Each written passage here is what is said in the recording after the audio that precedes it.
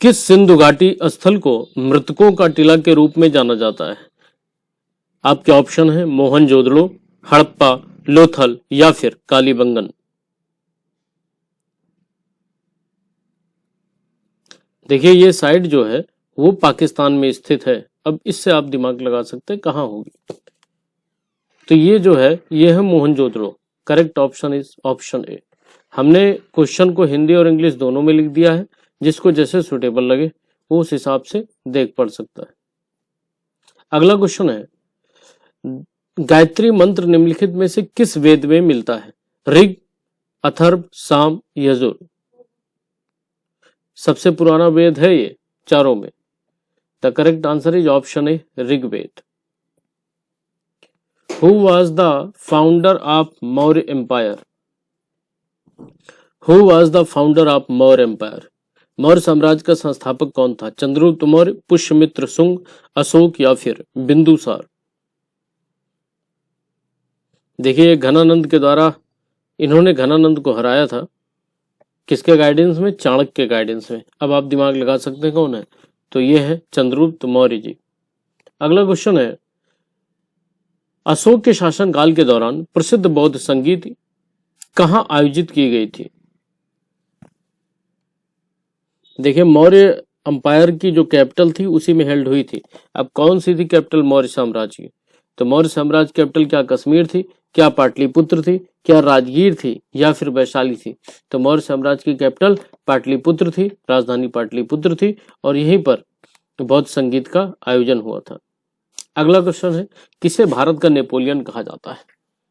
अच्छा क्वेश्चन है। भारत का नेपोलियन गुप्त डायनेस्टी से संबंधित है, ये गुप्त साम्राज्य से।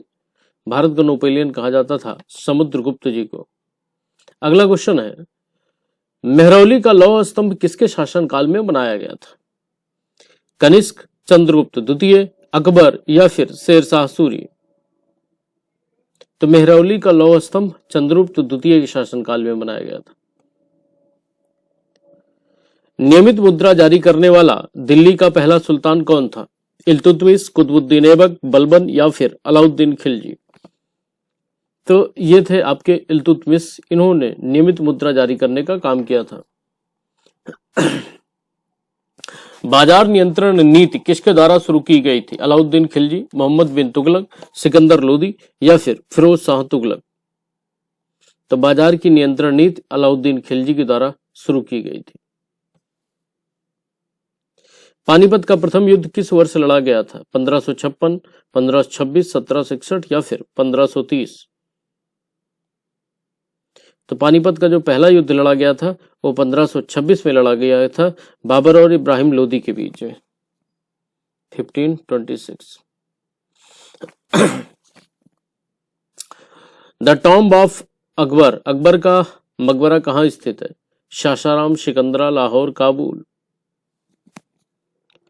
तो ये स्थित है सिकंदरा। सिकंदरा कहाँ है? आगरा में।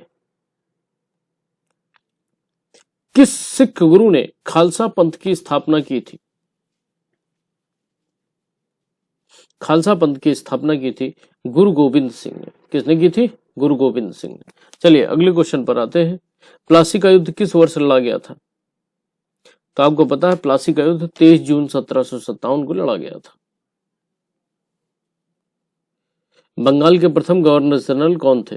Lord Cornwallis, Robert Clive, Warren Hasting या फिर लॉर्ड विलियम बेंटिक। तो जो बंगाल के पहले गवर्नर जनरल थे वो थे वॉरेन हेस्टिंग।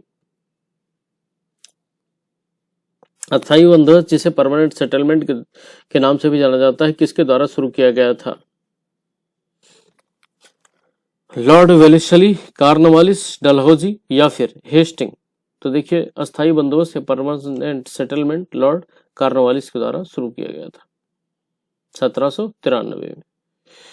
संवाद कौमुदी समाचार पत्र किसने शुरू किया था? ज्योतिबा फूले, राजा राम मोहन राय, बाल गंगाधर तिलक या फिर Ishwar Chandra Vidyasagar. The correct answer is Raja Ram Mohan Roy. Bharat की पहली रेलवे लाइन 1853 में किनके बीच खोली गई थी? तो ये खोली गई थी मुंबई और ठाणे के बीच में।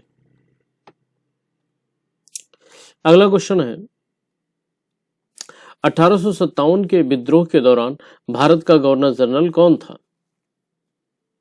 Lord Dalhousie, Lord Elgin, Lord Lawrence या फिर लॉर्ड कैनिंग? तो 1857 के विद्रोह के दौरान लॉर्ड कैनिंग गवर्नर जनरल थे। भारतीय राष्ट्रीय कांग्रेस की स्थापना 1885 में किसके द्वारा शुरू की गई थी? आपके ऑप्शन है Dadabhai Naoroji, A O. Hume, Annie Besant या फिर W.C. Banerjee. The correct answer is A O. Hume. Bengal के विभाजन की घोषणा 1905 में किसके द्वारा की गई थी? चेम्सफोर्ड, मिंटो, कर्जन या फिर हार्डिंग? आपको पता है लॉर्ड कर्जन ने बंगाल विभाजन शुरू किया था, जिसके बाद स्वदेशी आंदोलन की नींव पड़ी थी। कांग्रेस किस अधिवेशन में नरमपंथी और गर्मपंथी में विभाजित हो गई? लाहौर अधिवेशन, इसमें पूर्ण स्वराज हुआ था। लखनऊ अधिवेशन, इसमें चंपारण के लिए प्रपोजल मिला था गांधी जी को। कलकत्ता 1906, सूरत अधिवेशन 1907 में कांग्रेस नरम और गर्म दल में बढ़ गई थी। जलियांवाला बाग हत्याकांड किस शहर में हुआ था? Chandigarh, Lahore, Amritsar, Ludhiana? The correct answer is Amritsar. Bharat में होम रूल लीग की शुरुआत किसने की थी? महात्मा गांधी, जवाहरलाल नेहरू, सुभाष चंद्र बोस या फिर एनी बेसेंट और बाल गंगाधर तिलक? तो भारत में जो होम रूल लीग की शुरुआत हुई थी वो एनी बेसेंट और बाल गंगाधर तिलक के द्वारा हुई थी। चौरी चौरा कांड की घटना के बाद गांधी जी ने किस आंदोलन को वापस ले लिया था? द करेक्ट आंसर इज असहयोग आंदोलन, ऑप्शन ए। कांग्रेस के 1929 के लाहौर अधिवेशन के अध्यक्ष थे सरदार पटेल, जवाहरलाल नेहरू, मोतीलाल नेहरू, सुभाष चंद्र बोस? 1929 के मोतीलाल नेहरू थे कि जवाहरलाल नेहरू थे, सॉरी, जिसमें पूर्ण स्वराज का इन लोगों ने लक्ष्य रखा था। दांडी मार्च शुरू किया गया था गांधी जी के द्वारा किसके विरोध में?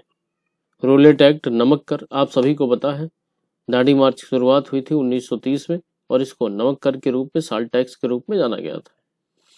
करो या मरो का नारा किसने दिया था? भगत सिंह, सुभाष चंद्र बोस, महात्मा गांधी या फिर लाला लाजपत राय? तो करो या मरो का नारा दिए थे महात्मा गांधी जी।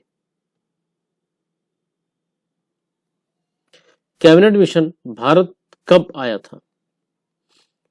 1946, 47, 45, 42? 1946 में कैबिनेट मिशन भारत आया था। भारतीय राष्ट्रीय कांग्रेस की महिला अध्यक्ष कौन थी? Annie Besant, Nellie Sengupta, Sarojini Naidu, Indira Gandhi? The correct answer is option A, Annie Besant. British संसद द्वारा भारतीय स्वतंत्रता अधिनियम कब पारित किया गया था? 1947, जून 1947, जनवरी या फिर जुलाई? तो ये पारित हुआ था जुलाई 1947 को।